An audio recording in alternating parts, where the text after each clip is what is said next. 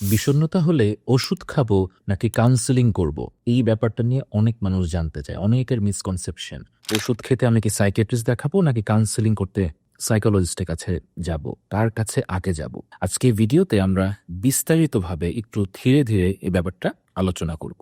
আমি যদি সহজ করে বলি আপনাকে, ওষুধ আমি কখন খাবো? যখন আমি দেখব যে আমার বিষণ্ণতা হচ্ছে, তার মানে আমার প্রচন্ড মন খারাপ, কাজে আগ্রহ নেই, মরে যেতে ইচ্ছা করছে, ওজন কমে গিয়েছে, ঘুম আসছে না, খিটখিটে লাগছে, নিজেকে এক্সেসিভলি ওয়ার্থলেস মনে হচ্ছে। এই সিমটমগুলো যদি 2 সপ্তাহের বেশি এরকম হয় এবং আমি যদি দেখি যে আমার বাহ্যিক বা অভ্যন্তরীণ তেমন কোনো সিগনিফিকেন্ট কারণ নেই এই কষ্টগুলো থাকার বা পাবার, যেমন আমার রিলেশনশিপ প্রবলেম নেই, আমার ফাইন্যান্সিয়াল প্রবলেম নেই, অথবা হলো আমার ভিতরে কোনো রকম ক্যারেক্টার ট্রেট বা পার্সোনালিটি ট্রেটে কোনো ঝামেলা নেই, যেমন আমি হয়তো সেন্সিটিভ না, আমার তেমন রাগ নেই, বা আমার কোনো পারফেকশনিজম নেই, তেমন কিছুই সিগনিফিকেন্টলি নেই, কিন্তু আমার তারপরও প্রচন্ড বিষণ্ণতা, টু দ্য এক্সটেন্ট আমি কোনো কাজ করতে আমার ইচ্ছে করছে না, কোনো কিছুতে ভালো লাগছে না, তখন ওষুধ খুব ভালো কাজ করে। ওষুধ নিয়ে আপনারা ভয় পাবেন।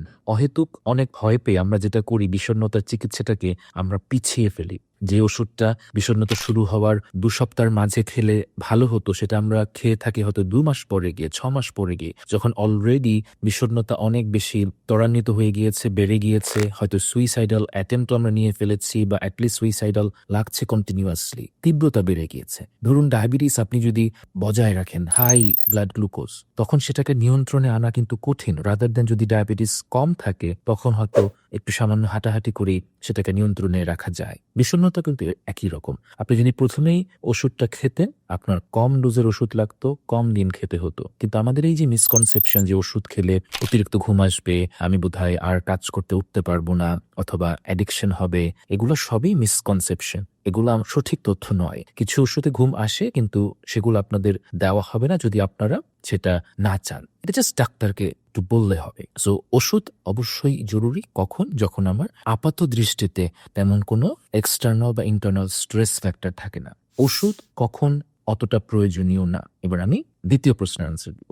সাইকোলজিস্টকে আপনারা তখনই বেশি গুরুত্ব দিবেন, বা যে কোনো কাউন্সিলরকে, তিনি ক্লিনিক্যাল সাইকোলজিস্ট হোক অথবা কাউন্সিলিং সাইকোলজিস্ট হোক, যখন দেখবেন আপনার একটা বাহ্যিক প্রবলেম আছে জীবনে, অথবা একটা অভ্যন্তরীণ প্রবলেম আছে। বাহ্যিক কি? যেমন আপনার সম্পর্কে সমস্যা যাচ্ছে আপনার হাজবেন্ডের সাথে, বয়ফ্রেন্ডের সাথে, বাবা মার সাথে, ছেলে মেয়ের সাথে, এটার কারণে আপনি প্রচন্ড বিষণ্ণ, অথবা আপনি একটা প্রবলেম সলভ করতে পারছেন না, আপনার একটা সোশ্যাল প্রবলেম, একটা ফাইন্যান্সিয়াল প্রবলেম, তখন সেটা নিয়ে বসতে হয়।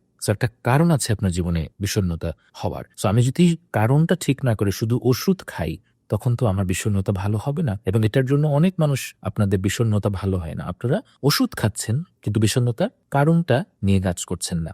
আপনার সবসময় প্রবলেম কিন্তু বাইরে থাকে না, আমাদের এক্সটার্নাল থাকে না, ইন্টারনাল প্রবলেম থাকে, আমাদের মনের ভিতরে প্রবলেম থাকে। আমরা নিজেরা নিজের জন্য একটা বোঝা হয়ে যেতে পারি। যেমন আমার অনেক রাগ, ছোটবেলা থেকে রাগ, বা বংশীয় ভাবে আমি রাগ পেয়েছি, আমি কিছুতেই, আমার একটু 19-20 হলেই আমার ভয়ঙ্কর রেগে যাই, অথবা আমার মন মতো কেউ না চললে, আমার কাছের মানুষরা না চললে আমি প্রচন্ড রেগে যাই। এতে করে কি হচ্ছে? সবাই আমাকে ভয় পাচ্ছে, আমি সবার থেকে দূরে চলে যাচ্ছি, কারণ রাগী মানুষকে কেউ পছন্দ করে না। দূরে চলে যাওয়ার ফলে আমি লোনলি হচ্ছি, এবং লোনলিনেস থেকে আমার বিষণ্ণতা হচ্ছে।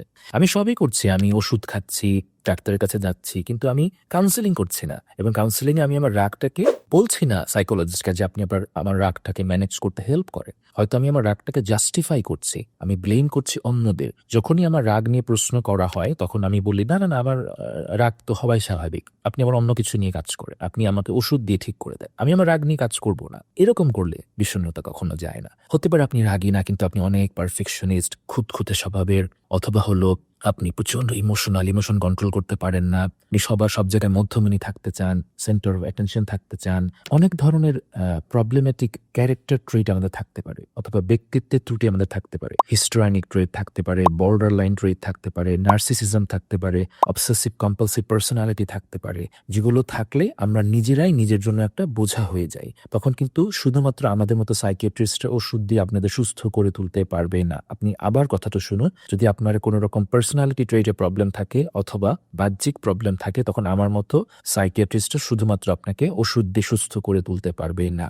আমাদেরকে যেটা করতে হবে, ওষুধের পাশাপাশি আপনাদেরকে একজন অ্যাপ্রোপ্রিয়েট সাইকোলজিস্টের সাথে বসাতে হবে, রেফার করতে হবে, যেটা অনেক সময় আমাদের সিস্টেমের কারণে করা হয় না। হয়তো আপনি একটা সরকারি জায়গায় গিয়েছেন বা বেসরকারি জায়গায়, যেখানে অনেক বেশি হ্যাসেল, অনেক রোগী, সেখানে অনেক সময় প্রপার রেফারেল সিস্টেম থাকে না।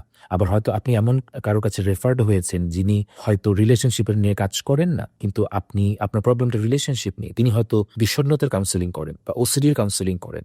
এক একজন কাউন্সিলর এক এক বিষয়ে অভিজ্ঞ, যে বিষয়ে অভিজ্ঞ তার কাছে আপনার যেতে হবে। কিন্তু এই জিনিসটা বোঝা খুব জরুরি যে আমার যদি প্রবলেমটা থাকে বাহ্যিক সমস্যা বা অভ্যন্তরীণ সমস্যা, তাহলে আমার মূল ট্রিটমেন্টটা আসলে কাউন্সেলিং ফোকাস, প্রবলেম ফোকাস, বা আমার কগনিশন ঠিক করতে হবে, বিহেভিয়ার ঠিক করতে হবে। ওষুধ তখনও লাগে, কিন্তু ওষুধ তখন অল্প সময়ের জন্য প্রয়োজন হয় এবং খুব লো ডোজে প্রয়োজন হয়। ওষুধটা তখন দেওয়া হয় আপনার সাময়িকভাবে আপনাকে একটু কষ্টটা কমিয়ে আনার জন্য। হয়তো আপনি খুব সুইসাইডাল, আপনি এখন কোনো কাজই করতে পারছেন না, ওষুধটা দিলে আপনার সুইসাইডাল থটগুলো কমে যাবে, আপনার বিষণ্ণতা কিন্তু কমবে না, আপনার জাস্ট সুইসাইডাল থট কমবে। আপনি হয়তো একদম উঠে বসতে পারছিলেন না, তখন হয়তো আপনি ওষুধ খাওয়ার ফলে একটু উঠে বসতে পারবেন। একটু উঠে বসে এই যে কাউন্সিলের কাছে যেতে যে এনার্জিটা প্রয়োজন হয়, সেটা আপনি অর্জন করবেন। এটার জন্য সাইকিয়াট্রিস্টরা আমরা প্রথমে অনেক সময় আপনাকে লো ডোজে ওষুধ দিয়ে থাকি। কিন্তু আপনার যদি জীবনে কোনো প্রবলেম থাকে, তখন অবশ্যই কাউন্সিলিংটাই মেইনলি চিকিৎসা। ওষুধ মেইন চিকিৎসা না, ওষুধটা জাস্ট হেল্পফুল বা সহায়ক। ওষুধ কখন মেইন চিকিৎসা? যখন কোনো কারণ ছাড়া আপনার বিষণ্ণতা হয়। এটা খুবই ইম্পর্টেন্ট যে আমরা অনেক সময় ভুলে যাই যে একদম কোনো কারণ ছাড়া কিন্তু বিষণ্ণতা হতে পারে। আপনার জীবনে কোনো সমস্যা নাই, বাইরে ভিতরে কোনো সমস্যা নাই, কিন্তু তারপরও বিষণ্ণতা হতে পারে। এই মিসকনসেপশনটা আমাদের সমাজে প্রচন্ড আছে যে, ও তোমার তো কোনো সমস্যা নাই, তোমার কেন বিষণ্ণতা হবে, তোমার তো সব আছে, তুমি তো অনেক টাকা পয়সার মালিক, তুমি সমাজে একটা ভালো স্ট্যাটাসে আছো, তোমার হাজবেন্ড ওয়াইফ আছে, ছেলে মেয়ে আছে, তোমার কিসের অভাব, তুমি তো দুঃখবিলাসী। এগুলো বলে আমরা মানুষকে কষ্ট দিই, বিষণ্ণতায় ভোগা মানুষকে কষ্ট দিই। অথচ বিষণ্ণতা হতে পারে আপনার ব্রেইনের নিউরোকেমিক্যাল ইমব্যালেন্সের কারণে। থাইরয়েড হরমোন কমে গেলে, ভিটামিন ডি কমে গেলে, সেরোটোনিন, ডোপামিন কমে গেলে বিষণ্ণতা হতে পারে, যার সাথে আপনার টাকা পয়সা, সোশ্যাল স্ট্যাটাসের কোনো রকম কোনো সম্পর্ক নাই। সো বিষণ্ণতা হলে এই অ্যাসেসমেন্টটা খুব জরুরি, যেটা একজন সাইকিয়াট্রিস্ট করে দিতে পারে, যেটার কারণে আপনারা আমাদের মতো মানুষের কাছে আসে।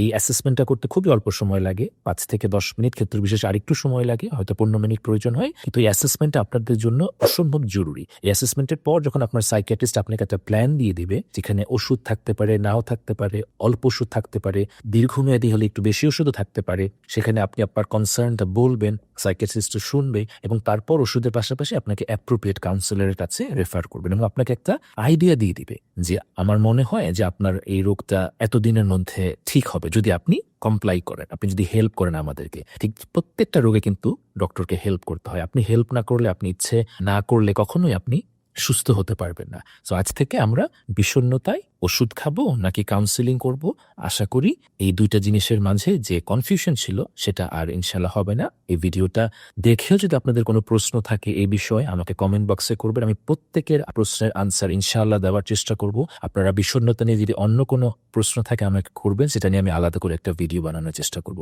আপনারা সবাই সুস্থ থাকবেন, নিজের বিষণ্ণতা হলে যত্ন নেবেন, আশেপাশের কারো যদি বিষণ্ণতা হয় তার প্রতি ইম্প্যাথেটিক হবেন। বিষণ্ণতা মানুষকে একদম ভেঙে দেয়, খুব কষ্টের রোগ, আপনারা এই রোগটাকে হালকাভাবে নেবেন না।